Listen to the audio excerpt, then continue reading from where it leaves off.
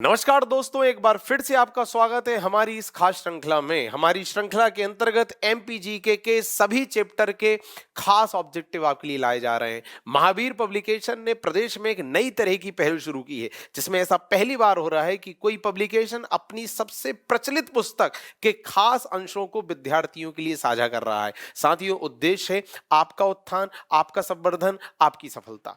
ठीक, और आपके आगामी प्रश्न पत्रों में आपसे सारे प्रश्न बनने चाहिए, यह हमारा ध्येय है। और यह कब संभव होगा? जब आपकी प्रैक्टिस ज्यादा होगी, जब आपका क्वेश्चन को लेके एक अप्रोच तैयार होगा, आपको पता होगा कि पढ़ना तो है पर किस डायरेक्शन में पढ़ना है, किस तरह से पढ़ना है। और ये सब इस पूरी श्रृंखला में समाहित किया गया है। साथियों, इसके अंतर्गत हम पुराने प्रश्न पत्रों में आए हुए क्वेश्चन को इसलिए आपके साथ शेयर कर रहे हैं ताकि आपका एक अप्रोच डेवलप हो कि इस तरह के क्वेश्चन बनते हैं। दूसरा, डिस्कशन के दौरान ज्यादा से ज्यादा बातें, ज्यादा से ज्यादा तथ्यों को आपके सामने रखा जा रहा है। क्यों? क्योंकि उस टॉपिक को वहीं हम तैयार कराना चाहते हैं। क्वेश्चन को पढ़ने के साथ साथ बच्चों का टॉपिक वहीं तैयार हो जाए, ये उद्देश्य पब्लिकेशन का। मेरा नाम है सुनील श्रोती, मैं इस अभियान में आपका साथी हूं। इसके अंतर्गत आज हम जो सेशन लेके आए हैं उसका नाम है मध्य प्रदेश में ग्राम न्यायालय।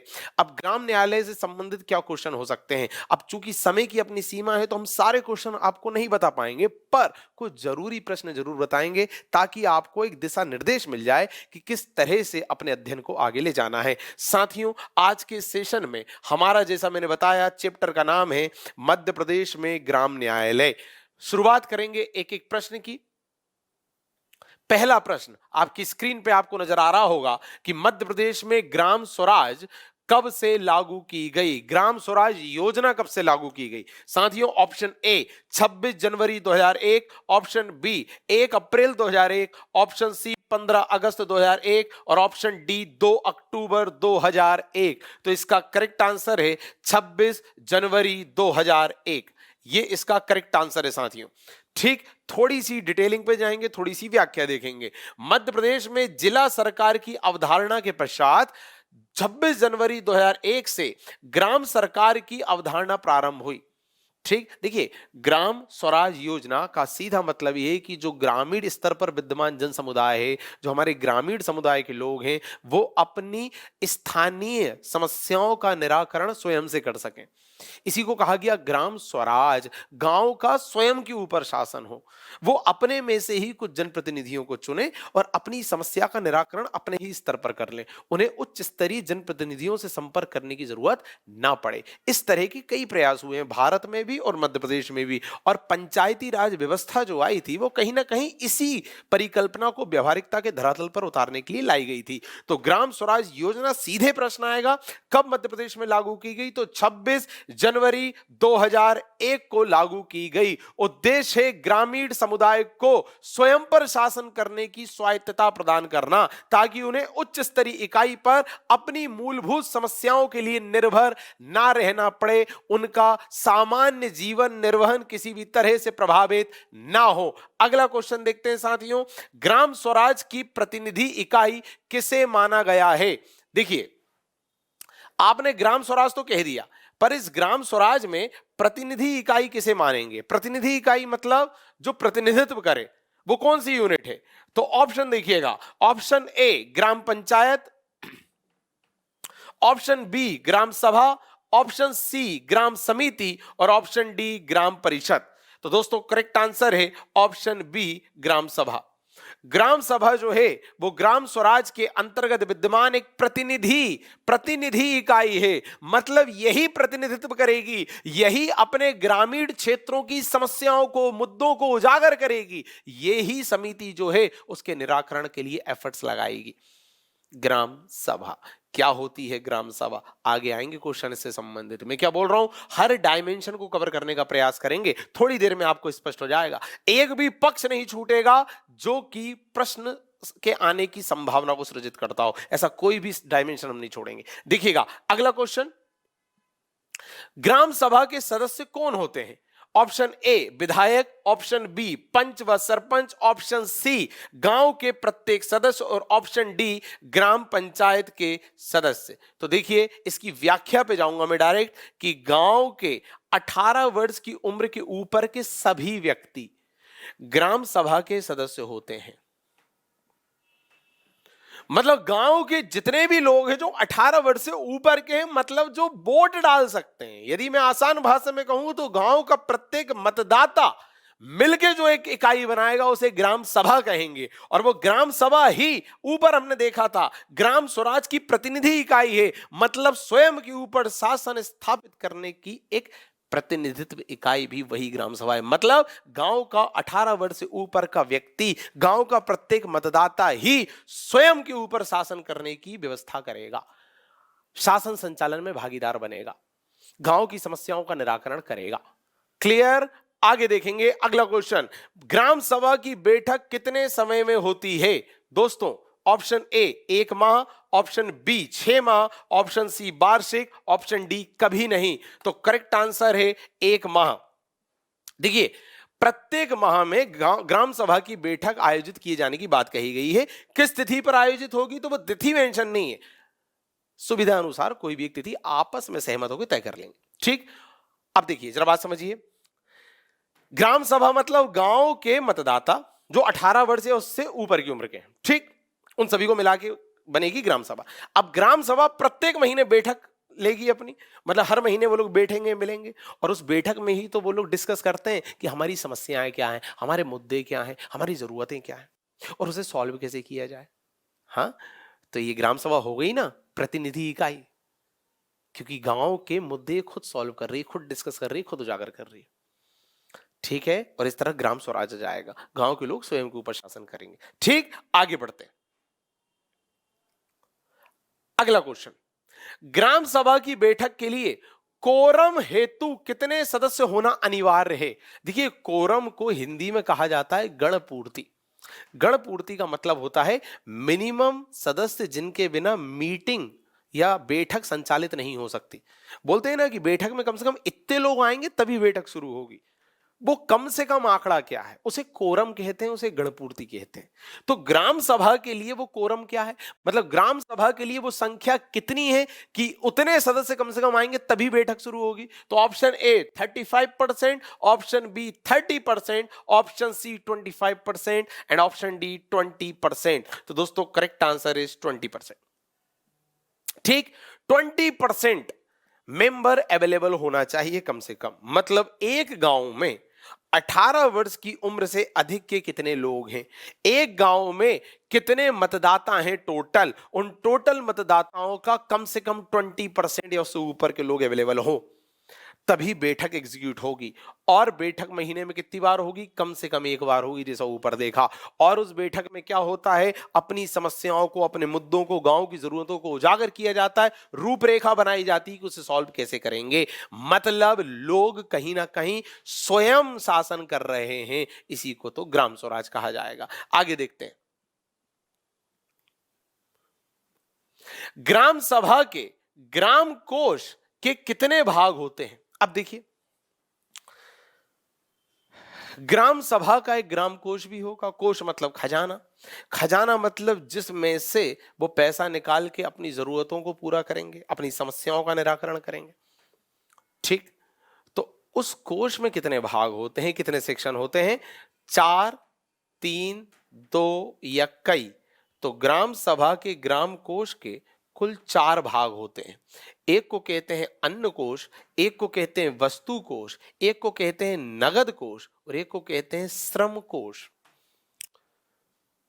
समझ रहे हैं आप? मतलब अन्न से संबंधित कोष, वस्तु कोष, नगद कोष और श्रम कोष, मतलब खजाना। इन 4 अलग अलग तरीके का खजाना होता है, इन 4 अलग अलग तरह की समस्याओं को पूरा करने के लिए। ठीक है, और जो ग्राम सभा के लोग हैं वो इन्हीं कोष में से चीजों को निकाल कर अपनी जरूरतों को पूरा करते हैं और अपनी समस्याओं का निराकरण खुद कर लेते हैं। अगला क्वेश्चन, ग्राम सभा की बैठक वर्ष में कितनी बार अनिवार्यतः आयोजित की जाती है? मतलब जो ग्राम सभा है उसकी बैठक अनिवार्य रूप से वर्ष में कितनी बार होगी, ये क्वेश्चन है। देखिए सामान्यतः यदि देखें तो ऐसा कहा जाता है कि हर महीने बैठक होना है। किस तिथि पे होना है वो तिथि कंफर्म नहीं है, सुविधा अनुसार तय कर लिया जाएगा। बट हर महीने होगी ये कंपलसरी है क्या? नहीं है। नहीं है। तो कंपलसरी क्या है? कंपलसरी है कि आप भले हर महीने बैठक मत करो, पर साल के 4 दिन ऐसे हैं जब आपको बैठक करनी ही है। साल में 4 बैठक तो करनी ही होगी आपको। अब वो 4 दिन कौन से, जरा ये देखना। देखो पहले तो ऑप्शन देख लो, प्रति माह, वर्ष में 4 बार, वर्ष में 1 बार और वर्ष में 2 बार। तो जैसा मैंने बताया आंसर है वर्ष में 4 बार। कम से कम है ये कि कम से कम 4 बैठक तो आपको करनी है। ठीक, अब जरा डिटेलिंग पे जाते हैं दोस्तों इसकी। देखिएगा, ग्राम सभा की बैठक आवश्यकता होने पर ग्राम के लोगों को पूर्व सूचना देकर कभी भी आयोजित की जा सकती। भाई जो गांव के लोग हैं उन्हें पूर्व सूचना देंगे, वही जो 18 वर्ष से अधिक उम्र के हैं, कि भैया बैठक करना है, आ जाओ। ठीक, और कभी भी कर लेंगे। परंतु परंतु एक वर्ष में कम से कम 4 बार, 4 बार। कब कब? जनवरी, अप्रैल, अगस्त और अक्टूबर। माह मतलब क्रमशः गणतंत्र दिवस, जनवरी मतलब 26 जनवरी गणतंत्र दिवस पे, श्रम दिवस पर, स्वतंत्रता दिवस, ये अगस्त का कौन सा स्वतंत्रता दिवस का दिन 15 अगस्त, और गांधी जयंती वाला 2 अक्टूबर। ये 4 दिन ऐसे हैं जब आपको बैठक करनी ही है, अनिवार्यता। इसमें आप छुट्टी नहीं रख सकते, ये पता होना चाहिए। तो मैंने आपको महीने भी गिना दिए, मैंने आपको दिवस भी गिना दिए कि उन दिवसों पर क्या पड़ता है। ठीक, तो श्रम दिवस हो, गणतंत्र दिवस हो, गांधी जयंती हो या 15 अगस्त हो, इस दिन आपको बैठक बुलानी ही है। आगे देखते हैं साथियों, ग्राम सभा की बैठकों की अध्यक्षता कौन करेगा? वो जो ग्राम सभा आई, कौन? 18 वर्ष से उससे अधिक की उम्र के लोग आए, बैठक करी, महीने में 1 बार और साल में कम से कम 4 बार। तो उसकी अध्यक्षता कौन करेगा? सरपंच, उप सरपंच, गांव का वरिष्ठ नागरिक या ग्राम पंचायत का सचिव। तो दोस्तों आंसर है इसका ए, सरपंच। ठीक, अब थोड़ी सी इसकी व्याख्या देख लेते हैं, थोड़ी सी इसकी डिटेलिंग देख लेते हैं। ग्राम सभा की बैठकों की अध्यक्षता सरपंच द्वारा की जाती है।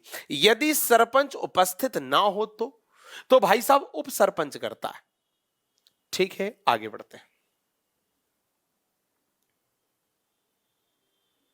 अगला क्वेश्चन, पंचायत को अपनी वार्षिक योजना किसके समक्ष रखनी पड़ती है? पंचायत जो है वो अपनी वार्षिक एनुअल रिपोर्ट या एनुअल उसकी प्लानिंग क्या है, योजना क्या है, वो किसके सामने रखेगी?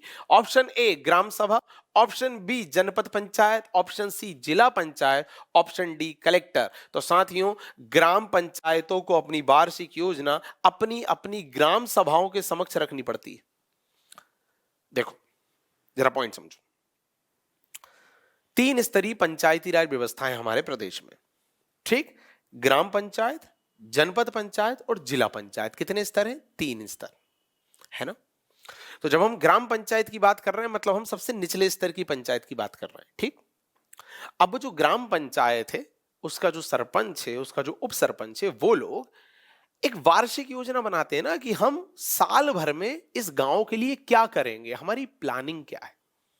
पर जब वो वार्षिक योजना वो बना लेते हैं, मतलब कौन? ग्राम पंचायत, मतलब सरपंच उप सरपंच, जब वो ये योजना बना लेते हैं तो वो किससे शेयर करेंगे? वो ग्राम सभा से शेयर करेंगे। ग्राम सभा मतलब गांव के 18 वर्ष से अधिक की उम्र के लोग, ठीक, उनसे शेयर करेंगे।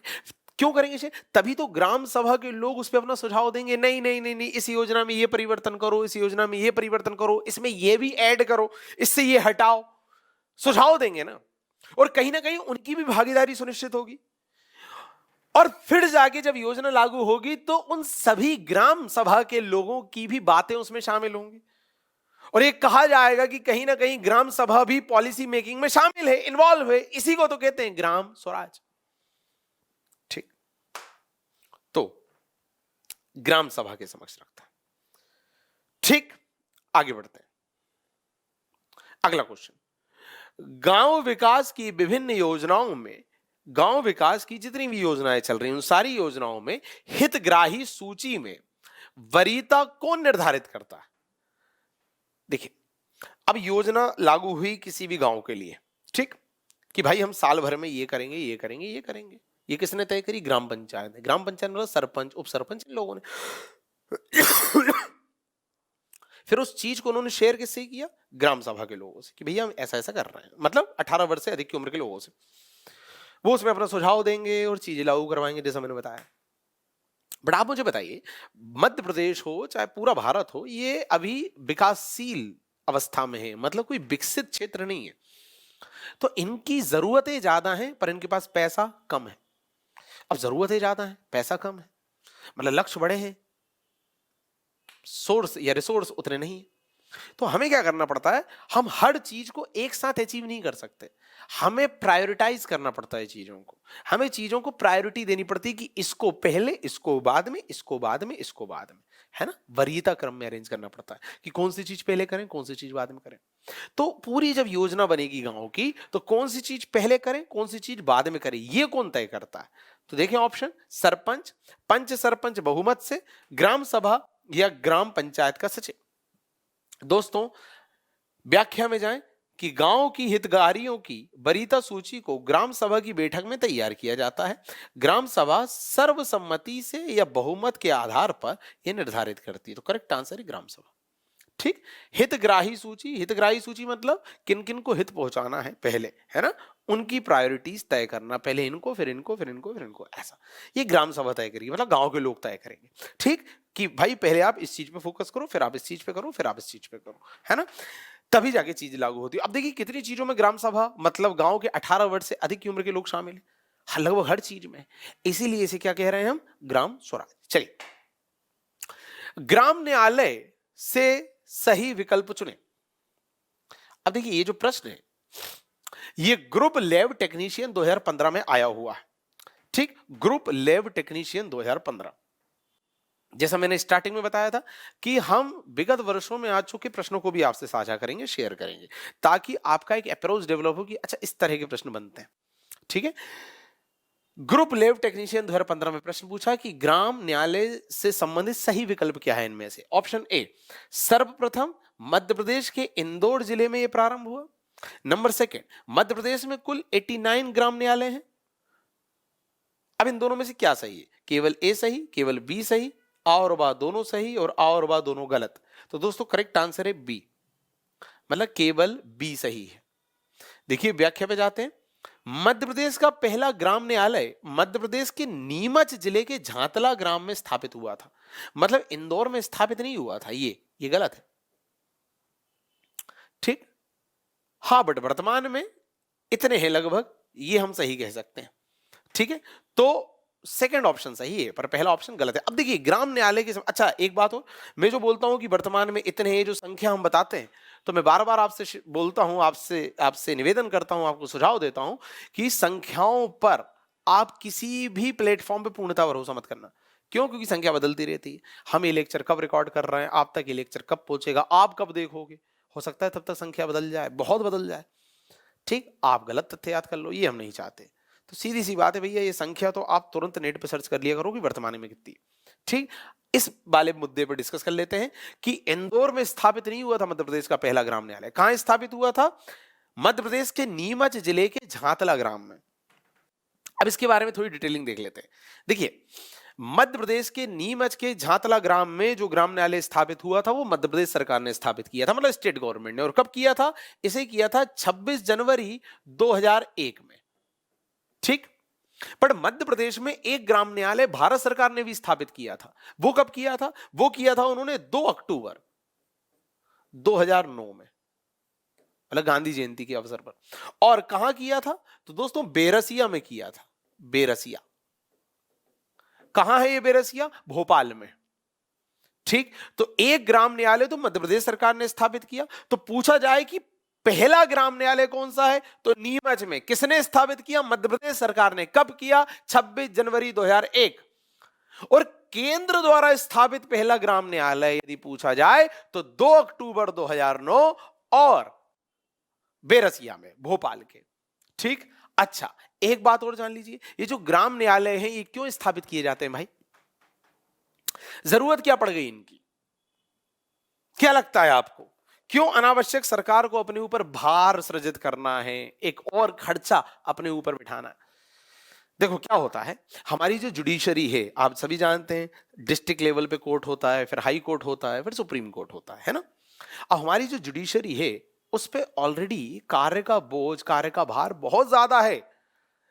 ठीक है, तो जरूरी ये है कि ये जो हमारी मेन जुडिशरी है, डिस्ट्रिक्ट कोर्ट, हाई कोर्ट और सुप्रीम कोर्ट, ये मुख्य मुद्दों को सुने, मुख्य मुद्दों पे विचार करें, मुख्य मुद्दों को सॉल्व करें।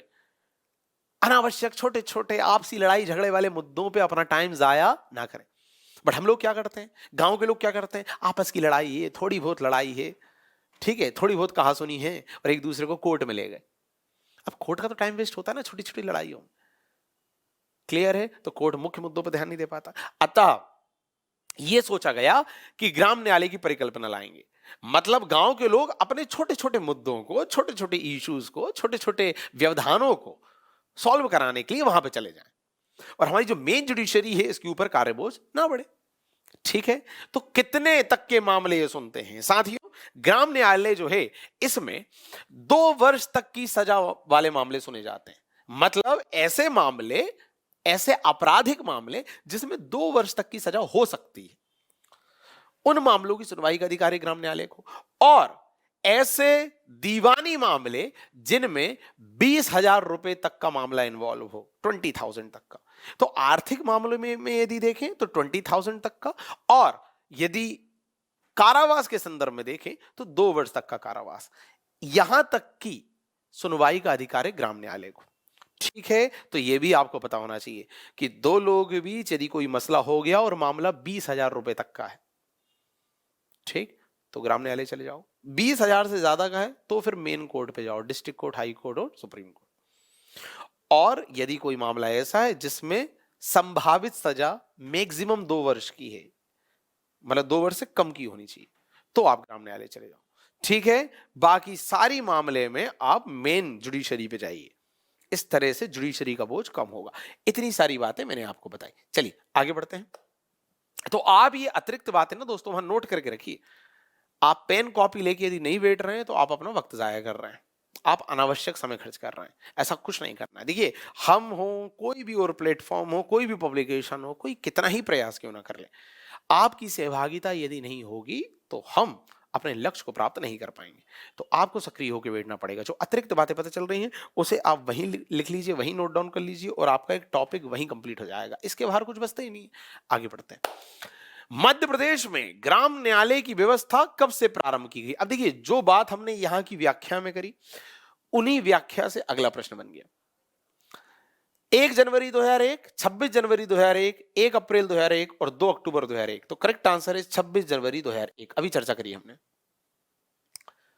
26 जनवरी 2001। ठीक, तो डिटेलिंग में चले जाते हैं। न्यायालयों में बढ़ती कार्य की अधिकता के कारण, देख रहे हो, जुडिशरी में कार्य की अधिकता बढ़ गई है, कार्य का बोझ बढ़ गया है, उसके कारण 26 जनवरी 2001 से ग्राम न्यायालय की व्यवस्था की गई ताकि निर्णय शीघ्र हो सके और जो हमारी मेन जुडिशरी है उसके ऊपर कार्य का भार ना रहे। चलिए आगे जाएंगे। अगला क्वेश्चन, मध्य प्रदेश में प्रथम ग्राम न्यायालय कहां प्रारंभ किया गया? तो ऑब्वियसली अभी हमने देखा डिटेलिंग में कि झांतला में प्रारंभ किया गया, जो नीमच जिले के अंतर्गत आता है। ठीक, और यदि केंद्र सरकार द्वारा पहला पूछ लिया जाए तो आप बेरसिया लगाएंगे, भोपाल में आता है। चलिए, झांतला किस जिले में है? देखो वो भी हमने देख लिया, हरदा, नीमच, देवास या सोनकच्छ। तो करेक्ट आंसर है नीमच। ठीक है, आगे बढ़ते हैं। चलिए, प्रत्येक ग्राम न्यायालय में कितने सदस्य होंगे? अब ग्राम न्यायालय तो आपने बना दिए, पर्पस भी क्लियर है, डेट भी क्लियर है, योगदान भी क्लियर है कि राज्य सरकार ने कब बनाया, केंद्र सरकार ने कब बनाया, सब कुछ क्लियर है। बट सदस्य कितने होंगे? तो साथियों, option A 4, option B 5, option C 6, option D 7। तो करेक्ट आंसर है 7। मतलब ग्राम न्यायालय में कुल 7 सदस्य होंगे। बट क्या यहीं रुक जाना है हमें? नहीं। क्यों? क्योंकि अगला प्रश्न यह भी बन सकता है कि 7 सदस्य तो हैं, पर कौन कौन है उन 7 सदस्यों में?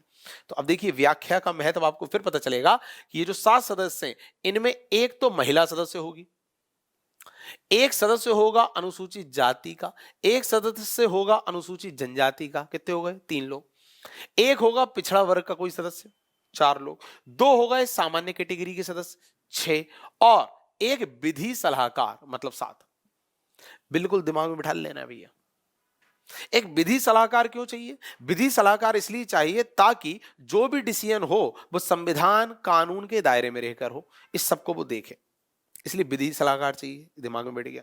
अब आप ऐसे याद रखिएगा, बाकी के जितने लोग हैं सब उन समुदायों से आ रहे हैं जो कहीं ना कहीं उत्पीड़ित हैं, दबे कुचले हैं, ठीक है, सताए हुए हैं, शोषित हैं। देखो, महिला, अनुसूचित जाति, अनुसूचित जनजाति, पिछड़ा वर्ग, सबके आ गए। अब जब सबके लोग आ रहे थे तो सामान्य कैटेगरी या जनरल कैटेगरी का व्यक्ति बोल रहा है कि यार हमें तो तुमने प्रतिनिधित्व भी नहीं दिया। हाँ, तो फिर उसे भी प्रतिनिधित्व दिया, दो सामान्य कैटेगरी के लोग भी डाले, है ना। तो अब देखो क्या होता है कि हर ट्रिक अपने हिसाब से आदमी बनाता है ना। तो हर तरह की कोडिंग करना खुद को आनी चाहिए, दिमाग में चीजों को इस तरह से फिट किया करो कि हम भूले ना। तो ऐसे याद रखना, एक तो विधि सलाहकार लगेगा, ठीक, एक एक लगेगा हर कैटेगरी का व्यक्ति जो सताया हुआ है, दबाया हुआ है, शोषित है। तो महिला है, अनुसूचित जाति है, अनुसूचित जनजाति और पिछड़ा वर्ग है।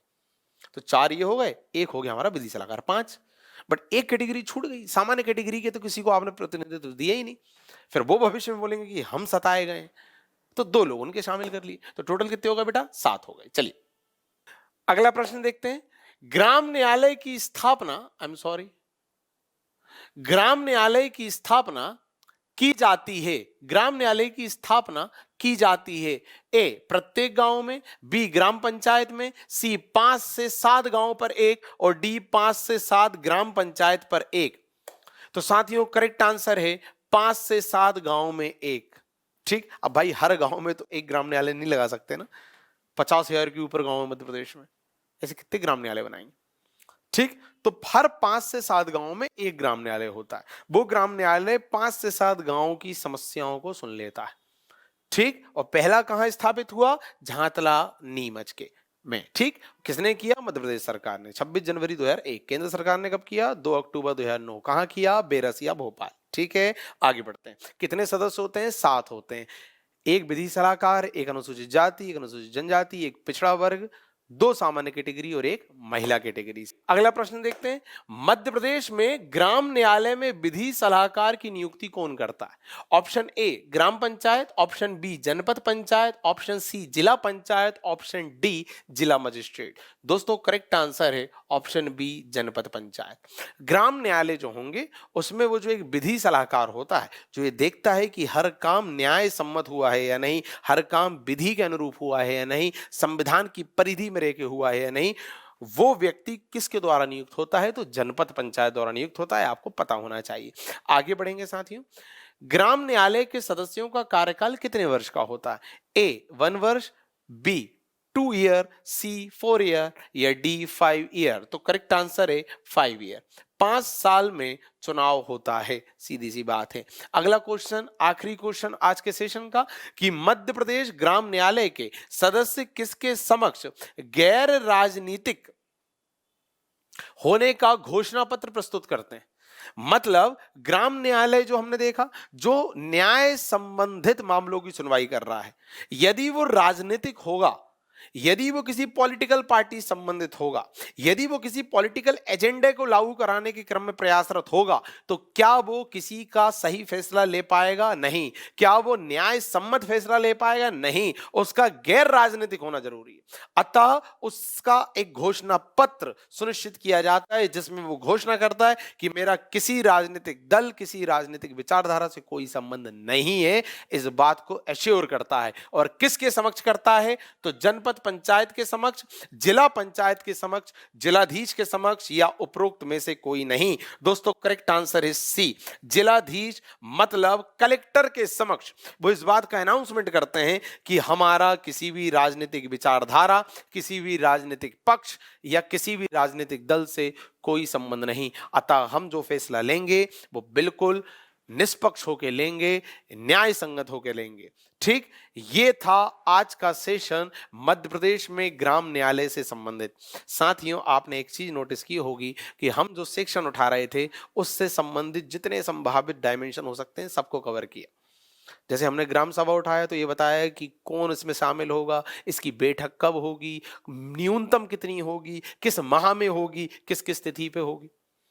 फिर हमने न्यायालय उठाया, ग्राम न्यायालय, तो उस पर भी हमने हर डायमेंशन देखा कि पहला कब स्थापित हुआ, कहां स्थापित हुआ, और केंद्र सरकार ने पहला कब किया, राज्य सरकार ने पहला कब किया, इसका दायरा क्या है, इसकी सीमा क्या है, इसमें कितने सदस्य हैं, उन सदस्यों को कौन चुन रहा है, और वो सदस्य अपना घोषणा पत्र किसके सामने रख रहे हैं। हर डायमेंशन कवर हो गया ना। अब ग्राम न्यायालय पे ऐसा कुछ हो सकता है क्या जो बचा हो? आप खुद बताइए। कितने डायमेंशन देखे, देखिए ना कि पहला ग्राम न्यायालय कब स्थापित हुआ, कहां हुआ, किसने किया। पहला केंद्र सरकार ने कब किया, कहां किया। दो, ग्राम न्यायालय जो है वो कितने मामले तक की सुनवाई करता है। तीन, मतलब उसका दायरा। चौथा, कितने गांवों पे बनेगा, 5 से 7 गांवों पे एक बनेगा। पांचवा, कितने सदस्य होंगे, ये हमने देखा। वो सदस्य जो है उन्हें कौन चुनेगा, और फिर हमने देखा कि वो किसके सामने घोषणा पत्र देंगे, 7। तो एक टॉपिक था ग्राम न्यायालय, उससे संबंधित 7 डायमेंशन बता दिए। ये तो वादा किया था ना स्टार्टिंग में कि जितना देखेंगे कंप्लीटली देखेंगे, जितने बिंदु देखेंगे इस तरह देखेंगे, पूरा टॉपिक वहां तैयार हो जाएगा। तो एक एक टॉपिक के 8-8, 10-10 बिंदु हमने वहीं तैयार करवा दिए आपके। ठीक, ये एक झलक है। पूरी यदि पिक्चर देखनी हो तो आपको महावीर पब्लिकेशन की पुस्तक खरीदनी पड़ेगी, क्योंकि आप सभी जानते हैं कि एमपीजीके के ऑब्जेक्टिव जो हैं वो उनका दायरा बहुत व्यापक है। हम हर क्वेश्चन को आपके सामने नहीं ला सकते, केवल हम कुछ झलकें आपको दिखा सकते हैं, और इसके माध्यम से आपका मार्गदर्शन भी कर सकते हैं कि किस तरह से आपको आगे बढ़ना है, चीजों किस तरह से प्रिपेयर करना है। ठीक, तो हमारा ये प्रयास आगे भी जारी रहेगा यदि आपका साथ बना रहा तो, क्योंकि तभी इसका मतलब है। बहुत बहुत धन्यवाद।